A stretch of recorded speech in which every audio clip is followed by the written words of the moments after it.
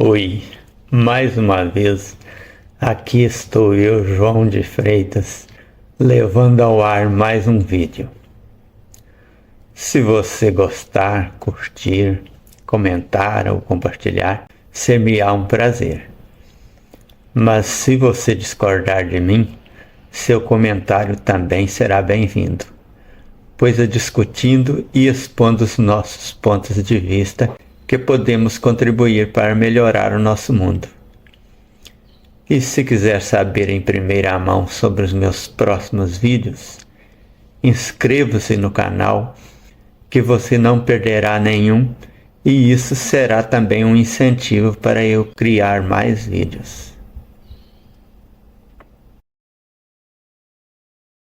A ressurreição dos mortos. A ressurreição dos mortos é uma doutrina cristã herdada de judeus que, por sua vez, a incorporaram das crenças babilônicas e persas.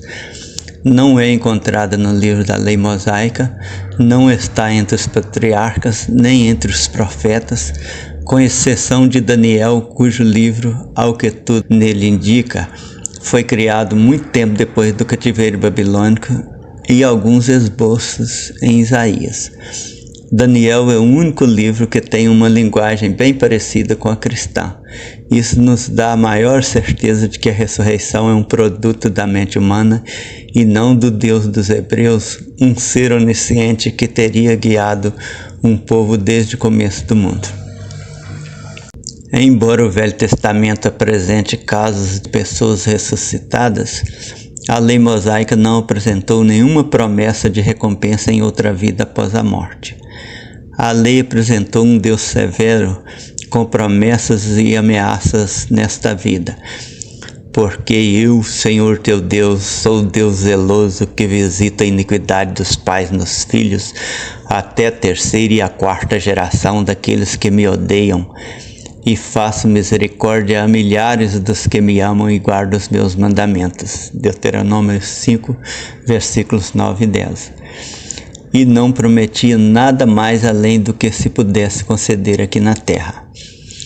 Honra a teu pai e a tua mãe, como o Senhor teu Deus te ordenou, para que se prolonguem os teus dias e para que te vá bem na terra que o Senhor teu Deus te dá.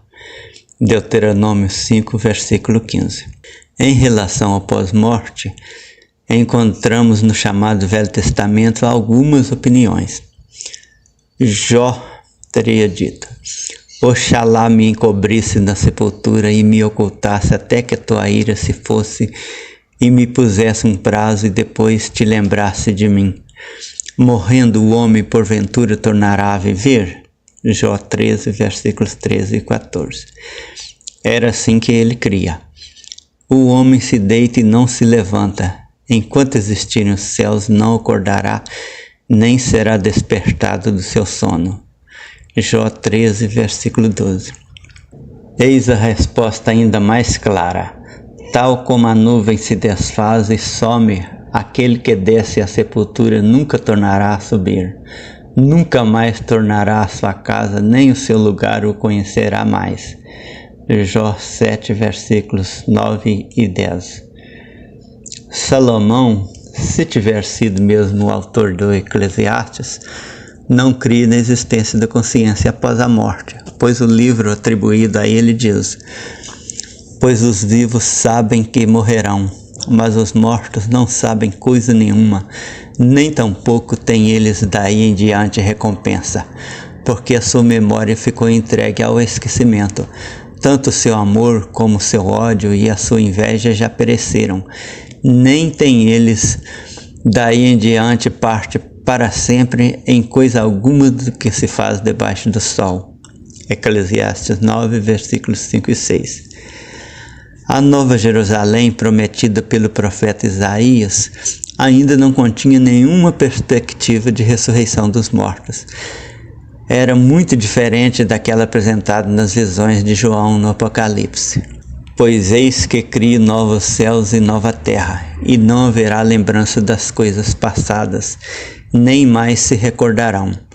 Mas alegrai-vos e regozijai-vos perpetuamente no que eu crio, porque crio para Jerusalém motivo de exultação e para o seu povo motivo de gozo.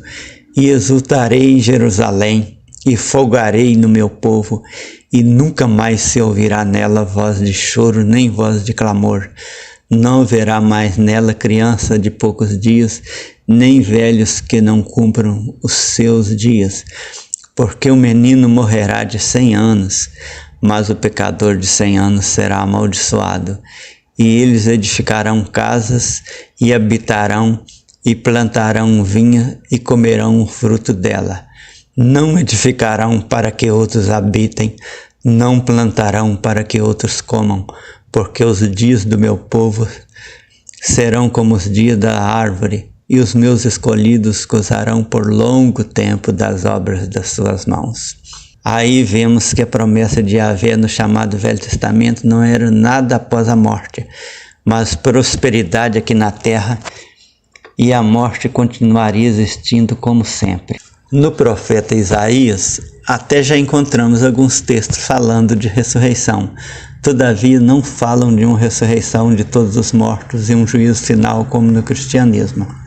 Diz o profeta: os falecidos não tornarão a viver, os mortos não ressuscitarão. Por isso os visitaste e destruíste, e fizeste perecer toda a sua memória.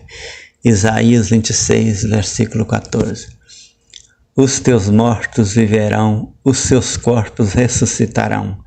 Despertai e exultai, vós que habitais no pó, porque o teu orvalho é o orvalho de luz, e sobre a terra das sombras faloás cair. Isaías 26, versículo 19. Lendo todo o texto, percebe-se que não estava o profeta falando de uma ressurreição dos mortos em um dia de juízo final, como se fala no Novo Testamento. Tanto que, ao se referir a Israel, fala que teus mortos ressuscitarão, e ao se referir aos inimigos, diz: os mortos não ressuscitarão.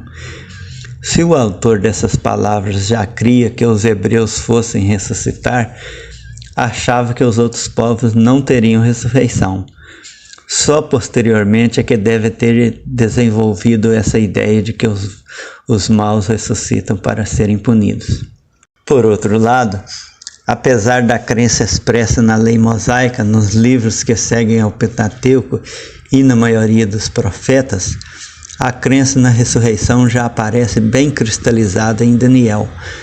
As profecias de Daniel apresentam coisas muito parecidas com o cristianismo e a promessa de recompensa após a morte e ressurreição. No último capítulo está escrito que em sua última visão disse ter recebido a mensagem angélica: descansarás e ao fim dos dias te levantarás para receber a tua herança. Daniel 12, versículo 13. Há informações de que os primeiros contatos dos hebreus com a crença na ressurreição dos mortos se deu sob os domínios babilônicos e medo-persa. E o texto acima parece ter sido escrito nos dias da vitória de Judas Macabeu e restauração do santuário profanado por Antíoco Epífanes. Um estudioso do assunto informa: no final do século VIII a.C., Israel foi conquistada pela Assíria, sendo muitos dos seus habitantes levados para a Síria, tendo aí desaparecido, sendo hoje conhecidos como as 10 tribos perdidas de Israel. O reino da Judéia manteve a sua independência a troco de um pesado tributo.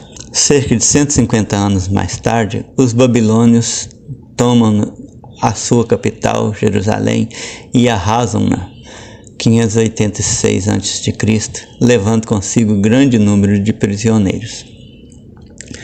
No seu cativeiro na Babilônia, os judeus absorveram aí muitos conceitos novos que vieram incorporar no judaísmo: ressurreição dos mortos, inferno, demônios, apocalipse, etc. Como dissemos, a partir do meado do século VIII a.C., o judaísmo entra num período de grande produção doutrinária conhecida pelo tempo dos profetas. Estes afirmam de forma clara a universalidade e a unicidade de Deus. Carlos Fontes, Origem da Filosofia. Está escrito que o próprio Jesus, para convencer os saduceus de sua doutrina da ressurreição, não apresentou nenhuma afirmação antiga que falasse diretamente dela, mas disse: "E quanto à ressurreição dos mortos, não lestes o que foi dito por Deus? Eu sou o Deus de Abraão, o Deus de Isaque e o Deus de Jacó." Ora, ele não é Deus de mortos, mas de vivos. Mateus 22, versículos 31 e 32. Por que Jesus não citou Daniel? Inicialmente imaginei que o autor do Evangelho de Mateus não conhecesse o capítulo final de Daniel. Mas após adquirir mais informações, tomei conhecimento de que os saduceus sempre argumentaram que não poderiam aceitar essa crença, porque ela não faz parte da lei das promessas de Yahvé aos patriarcas. Ao que nos parece, eles não têm as profecias de Daniel na conta de palavra de Yahvé. Assim, só mesmo esse argumento inconsistente poderia ser apresentado. A grande diferença que os religiosos não veem entre o chamado Velho Testamento e o Novo Testamento é que no Velho, Yahvé prometia prosperidade aqui na terra, e no Novo, Jesus prometeu recompensa após a morte e ressurreição. Compare-se a Nova Jerusalém de Isaías 65, versículos 17 a 25, e a Nova Jerusalém de João, Apocalipse, capítulos 21 e 22. Entre outras diferenças, na primeira haveria muita prosperidade, mas tudo dentro da normalidade terrena, com pecado e morte. Na segunda, a imortalidade e a inexistência do pecado. Não percebem que a ressurreição foi introduzida na cabeça dos hebreus em época bem posterior ao começo da formação da Bíblia. Aí está a maior prova de que a ressurreição não procede do Deus dos hebreus, mas do pensamento de outros povos entre os quais eles viveram. É algo como o Deus dos hebreus ter gostado do sistema de recompensa dos deuses babilônicos e persas e adotado a ideia, como um melhor meio de fazer justiça ao seu tão sofrido povo, inclusive aqueles patriarcas e profetas que não tiveram em vida essa esperança. Não existe promessa de ressurreição feita por Yahvé aos patriarcas, simplesmente porque ressurreição não é realidade, mas crença que os judeus aprenderam de povos politeístas e se tornou o cerne do cristianismo.